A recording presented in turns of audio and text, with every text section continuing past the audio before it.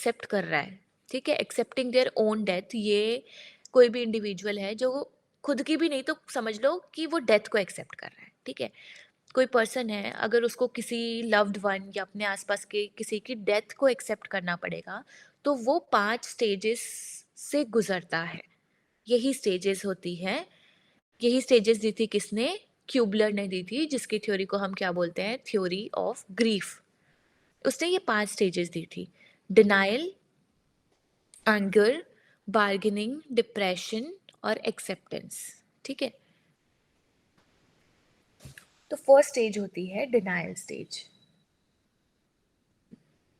Denial stage में जो person रहता है वो ये बिलीव करता है, फॉर एग्जाम्पल किसी की डेथ हो गई, तो जो पर्सन रहता है वो क्या बिलीव करता है कि अरे ये तो बहुत गलत हुआ है, या फिर तो गलती से हुआ है, ऐसा नहीं होना चाहिए, अ, ऐसा टाइप सोचता है, ठीक है, डिनाई करता है। उसके साथ अगर कोई चीज़ हो गई तो वो उस चीज़ को एक्सेप्ट होने से एक्सेप्ट नहीं कर पाता, डिनाई करता है, ठीक है।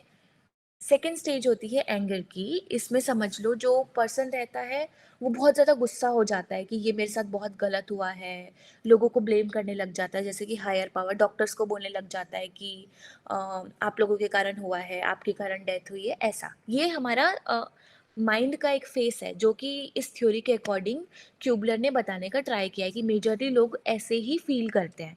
सबसे पहले वो डिनाई करते हैं कि ये तो बिल्कुल नहीं होना चाहिए था, उसके बाद वो गुस्सा हो जाते हैं, अपने डॉक्टर्स या अपने हायर अथॉरिटी को ब्लेम करने लगते हैं कि आपके कारण ऐसा हुआ है, ये बहुत गलत हुआ है। ये सेकंड स्टेज होती है। थर्ड स्टेज होती है बार्गेनिंग। बार्गेनिंग के बाद जब वो उसकी गुस्से वाली स्टेज से थोड़ा शांत हो जाता है, तो वो बार्गेन करने लगता है, जैसे कि फॉर एग्जांपल वो भगवान से प्रे करने लगेगा कि प्लीज़ ऐसा आपने क्यों किया, या फिर आप इसको फिर से ज़िंदा कर दो, या फिर कुछ ना कुछ वो दया वाली चीज़ करने लगता है।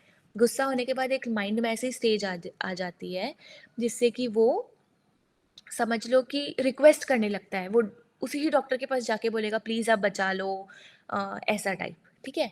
फोर्थ होता है डिप्रेशन। डिप्रेशन मतलब समझ लो कि लोग बहुत ज़्यादा सैड हो जाते हैं, अपने आप को अलग करने लग जाते, अपने आप को अलग कर लेते हैं, सुसाइड अटेम्प्ट करने का स्टार्ट करते हैं, मतलब कि लाइफ जीने से वो रिफ्यूज़ करते हैं, ठीक है, कि नहीं मुझे नहीं जीना, अब तो मेरी लाइफ बिल्कुल बर्बाद हो गई है, ख़राब हो गई है, ऐसा टाइप स्टेज आ जाती है, ठीक है। मोटिवेशन बिल्कुल चले जाता है, वो सोचते हैं कि अब उनका रहना का भी कोई मतलब नहीं है, उनकी लाइफ बहुत ख़राब है। ये होती है डिप्रेशन स्टेज। लास्ट स्टेज होती है एक्सेप्टेंस। एक्सेप्टेंस स्टेज में जो भी पर्सन रहता है वो सब कुछ सोच समझ के एक एंड में आके एक्सेप्ट कर लेता है कि हाँ यही ही चीज़ हो चुकी है, या फिर लाइफ एंड होती ही होती है। फिर धीरे धीरे वो क्या करता है, जो भी चीज़ें उसके आसपास है, रिमेनिंग चीज़ जो बची हुई चीज़ है, उसके साथ वो क्या कर लेता है, लाइफ को एक्सेप्ट कर लेता है और आगे बढ़ता है, ठीक है। ये स्टेज थी, क्यूबलर रॉस ने 5 स्टेजेस दी थी ग्रीफ के लिए, ठीक है। ये इमोजीज से भी तुम लोग समझ सकते हो। फर्स्ट इमोजीज में बहुत ज़्यादा शॉकिंग इमोजी है, जिससे कि कोई भी चीज़ डिनाई कर रहे हो आप, शॉक लग जाता है आपको, ऐसा कैसे हो गया। सेकंड स्टेज में गुस्से वाला इमोजी है, थर्ड स्टेज में वो बार्गेन कर रहा है, सोच रहा है कि ये सब चीज़ें नहीं होनी चाहिए थी। फोर्थ स्टेज में वो डिप्रेशन में चले जाता है, सैड हो जाता है। फिफ्थ स्टेजेस में वो हैप्पी हो जाता है, ठीक है। तो ये स्टेजेस थी। ये स्टेजेस में अगर और